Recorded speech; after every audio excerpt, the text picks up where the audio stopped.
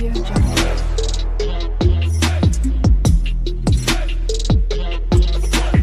Audio Jungle. Hi friends, welcome to Eliza study point. आज आम philosophy और Bhagavad guitar unit 2 रे थिबा चैप्टर 2 रो किछि 2 मार्क 5 मार्क एवं 8 मार्क सिलेक्शन क्वेश्चन को आलोचना करबा जहाँकि एग्जाम पाई जरूरी। पूर्व क्लास मानकरे आमे यूनिट 1 2 3 एंड 4 सबुर नोट क्लास कर सारी। जो मैंने देखी ना से मैंने सर्वप्रथमे देखि नियंतु। डिस्क्रिप्शन बॉक्स रे तार लिंक दिया जाइए से प्लेलिस्ट रो एवं जो मैंने आम टेलीग्राम चैनल रे जॉइन होइना से मध्य जॉइन हो जातु जो द्वारा आपण मैंने यही नोट रे पीडीएफ एवं सिलेक्शन क्वेश्चन बुक रे पीडीएफ सब प्रकार जीके जीएस आदि पाई परिवे।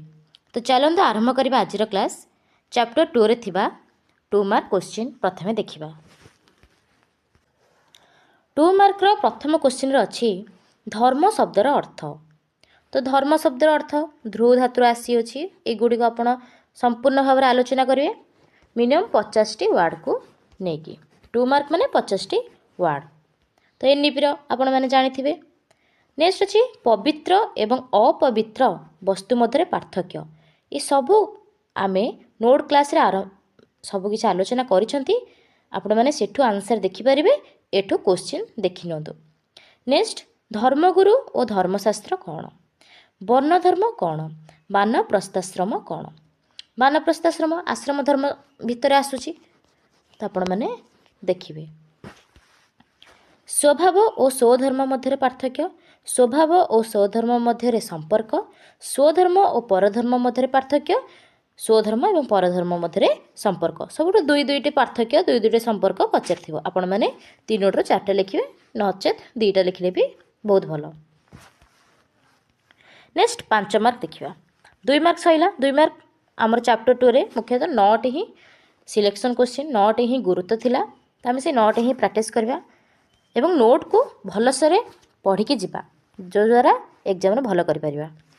नेक्स्ट अछि 5 मार्क धर्मर प्रकार भेद धर्मर वैशिष्ट्य बा तार मौलिक उपादान वर्ण धर्म गीतार वर्ण धर्म आश्रम धर्म ब्रह्मचर्याश्रम ये सब आलोचना कराई। धर्मर प्रकार भेद धर्मर मौलिक उपादान बा वैशिष्ट्यता कहुए वर्ण धर्म जो 4टी अच्छी।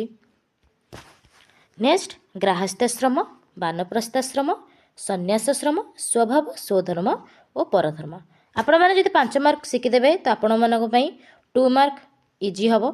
तो आपण मैंने प्रथमे 5 मार्क ही आरंभ करूँ कि आपण मैंने 8 मार्क ही आरंभ करूँ देन 5 मार्क 2 मार्क हो मध्य 1 मार्क हो। तो सब फोकस करेंगे 8 मार्क को।